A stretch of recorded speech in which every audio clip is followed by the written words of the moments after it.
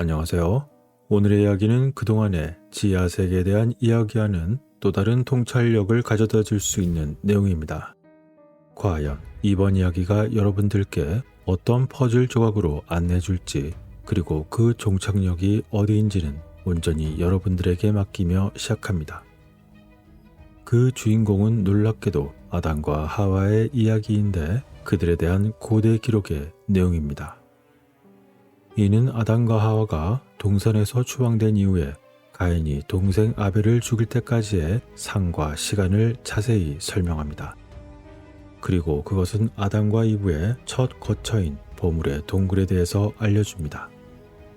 그들의 실현과 유혹, 그들의 대한 사탄의 많은 유령들, 그리고 가인, 아벨과 쌍둥이 자매의 탄생, 그리고 아담과 이브가 아벨과 함께하기를 원했던 아름다운 쌍둥이 여동생 룰루와에 대한 가인의 사랑. 이 기록은 많은 학자들에 의해서 위경의 일부로 간주되었는데, 이는 기독교에서 허구로 간주되는 역사적 성경 작품의 모음입니다. 그 낙인 때문에 이 기록은 성경 편찬에 포함되지 않았지만, 아담과 하와가 동산에서 쫓겨난 이후의 시대에 일어난 일들의 기록입니다. 하지만 이 기록은 당시 사건에 대한 매우 중요한 의미와 통찰력을 담고 있으며, 이 저작물에 대한 실체가 없었다면 수세기 동안 결코 살아남을 수 없었을 것입니다.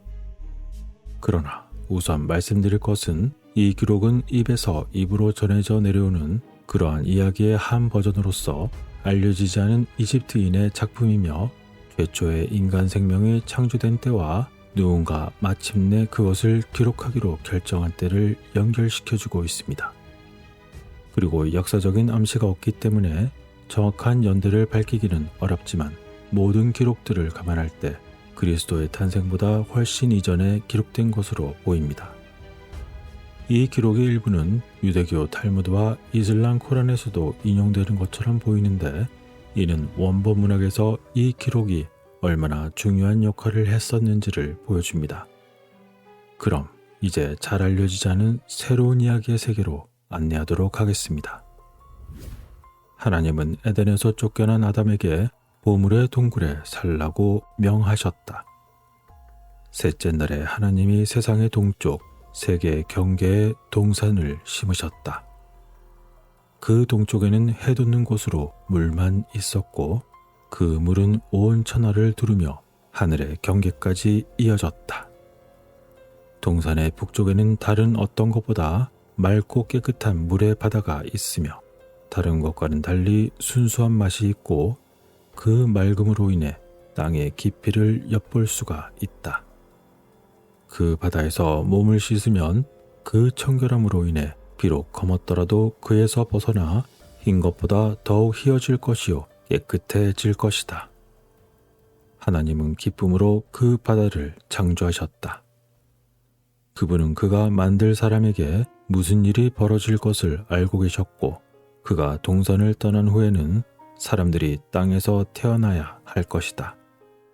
그들 가운데는 옳은 사람들이 있을 것이지만 그들은 죽을 것이고, 그들의 영혼은 하나님이 마지막 날에 일으키실 것이다. 그때 그들 모두가 그들의 육체로 돌아와 그 바다의 물에 몸을 씻고 그들의 죄를 회개할 것이다. 그러나 하나님이 아담을 동산 밖으로 내보내실 때 그를 그 북쪽 경계에 두지 않으셨다. 이는 아담과 하와가 그 바다에 가까이 가서 몸을 씻는다면 그들의 허물이 씻기며 죄로 인한 처벌을 잊기 때문이다. 동산 남쪽에 대해서도 하나님은 아담이 거기에 사는 것을 원하지 않으셨다. 북쪽에서 바람이 불면 동산 나무의 달콤한 냄새가 남쪽으로 불어 옮겨올 것이고, 그 나무들의 향기를 맡게 되면 기뻐하겠지만 자신의 허물에서 깨끗해지지 못하기 때문에 그가 동산 나무의 달콤한 향기를 맡지 못하게 하여 자신의 허물을 잊지 않도록 하나님은 아담을 거기에 두지 아니하셨다. 또한 하나님은 큰 자비를 가지신 분이며 모든 것을 그분만이 아는 방식으로 다스리심으로 그분은 아담을 동산 서쪽 경계에 살도록 허락하셨으니 그곳은 땅이 심히 넓기 때문이었다. 그리고 하나님은 그에게 그곳 동굴에서 살라고 명하셨고 그 바위 속 동굴은 동산 아래 있는 보물의 동굴이다. 아담과 이브는 동산을 떠날 때 실신하고 말았으나 하나님은 그들을 격려하기 위해 그분의 말씀을 보내셨다. 아담과 하와는 동산에서 나갈 때에 자신들이 걷는 줄도 모르고 두 발로 땅을 밟았더라. 그들이 동산문 어귀에 이르러 자기 앞에 펼쳐진 넓은 땅과 크고 작은 돌과 모래가 덮임을 보고 두려워 떨며 얼굴을 땅에 대고 엎드리니 그들에게 스며든 두려움으로 인해 그들은 죽은 것처럼 되어버렸다. 그들이 지금까지 온갖 나무가 아름답게 심어진 동산 땅에 있었다가 이제는 알지도 못하고 본 적도 없는 낯선 땅에 자신들이 있는 것을 보았기 때문이다. 그들이 동산에 있을 때에는 밝은 본성의 은혜로 충만하여 세속적인 땅의 것에 마음을 돌린 적이 없었다. 그러므로 하느님께서는 그들을 불쌍히 여기셨고 그들이 동산문 앞에서 쓰러지는 것을 보시고 아담과 하와에게 하나님의 말씀을 보내어 그들을 쓰러진 땅에서 일으키셨다. 하나님이 아담에게 말씀하셨다. 나는 이 땅에 날과 해를 세웠으며 너와 너의 후손들은 그 날과 해 속에서 너와 네 자손이 땅에서 살며 행하리라. 너희가 범죄한 것과 말씀에 반역한 것을 기억하고 그날과 해가 차기까지 산다면 너희를 창조한 말씀을 보내실 것인데 그 말씀은 너희를 정원에서 나오게 만들었고 너희가 쓰러진 때에 다시 너희를 일으켰던 말씀이다. 그렇다. 그 말씀은 5날과 반날이 차기까지 다시 너희를 구원할 것이다. 그러나 아담이 하나님께서 한 말씀과 큰 5날과 반날에 대한 의미를 깨닫지 못하더라. 아담은 세상이 끝날 때까지 자신에게 단지 닷새 반밖에 남지 않았을 것이라고 생각하고 있었다. 아담은 울부짖으며 하나님께 그 일을 설명해달라고 기도하였다. 그때 하나님은 자기 형상과 모양대로 만들어진 아담에 대한 자비로 아담에게 설명했다. 그에게 이르되 그 기간이 5,000년과 500년이요 그 이후에 한 사람이 와서 그와 그의 후손을 구원할 것이라고 말씀하셨다. 하나님은 아담이 동산에서 나오기 전에 그와 같은 언약을 세우셨으니 그때는 이브가 그 과일을 아담에게 먹으라고 준 바로 그 나무 옆에 서 있을 때였다. 왜냐하면 아담이 동산에서 나올 때 그 나무 사이로 지나가다 하나님이 그 모습을 다른 형태로 바꾸심을 보았기 때문이다. 아담이 그리로 가다 두려워 떨며 엎드렸지만 하나님은 자비로써 그를 들어 올리시고 그와 이 언약을 맺으셨다. 그리고 아담이 동산의 문 앞에 섰을 때 검은 불길을 들고 있는 천사를 보았는데 그 천사가 화를 내고 얼굴을 찌푸리자 아담과 이브는 그를 매우 두려워했고 그가 자신들을 죽이려 하는 것으로 생각하여 그들은 얼굴을 땅에 대고 두려움에 떨었다. 그러나 천사는 그들을 불쌍히 여기고 자비를 베풀었으며 그들에게서 떠나 하늘로 올라가 주께 기도하며 말했다. 주여, 주께서 불길의 검을 가지고 나를 동산의 문에서 지키게 보내셨습니다. 그러나 주의 종인 아담과 이브가 나를 보자 그들은 얼굴을 대고 죽은 사람처럼 되었습니다. 주여, 주의 종들에게는 어떻게 해야 할까요? 그때 하나님은 그들을 불쌍히 여기시고 자비를 베풀어 다른 천사를 보내어 정원을 지키게 하셨다.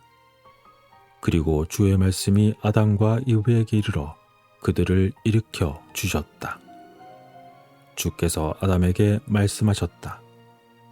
나는 너에게 5날과 반날이 끝날 때 내 언약으로 구원하리라.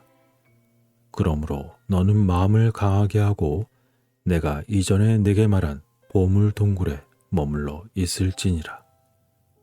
아담이 하나님의 이 말씀을 듣고 하나님이 자기에게 이르신 말씀으로 말미암아 위로를 받았더라.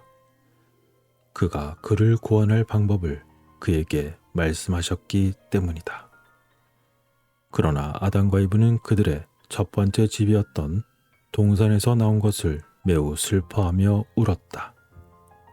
그리고 정말 아담이 자신의 변화된 육체를 바라보고 크게 울었고 그와 하와가 행한 일로 말미암아 통곡하며 천천히 보물 동굴로 내려갔다. 이에 도착하자마자 아담이 울며 하와에게 이르되 보라, 이 굴은 이 세상에서 우리의 감옥이요 형벌의 처소이다. 하나님의 정원과 비교하면 어떤가? 이곳의 좁음이 저곳의 넓은 공간과 어떻게 비교가 될까? 저 숲 옆에 있는 이 바위는 무엇이란 말인가? 정원의 빛과 비교할 때 이 동굴의 어둠은 무엇이란 말인가? 우리를 보호하기 위해서 위에 펼쳐진 이 바위들이 어떻게 하나님의 자비와 비교가 될 수 있을까?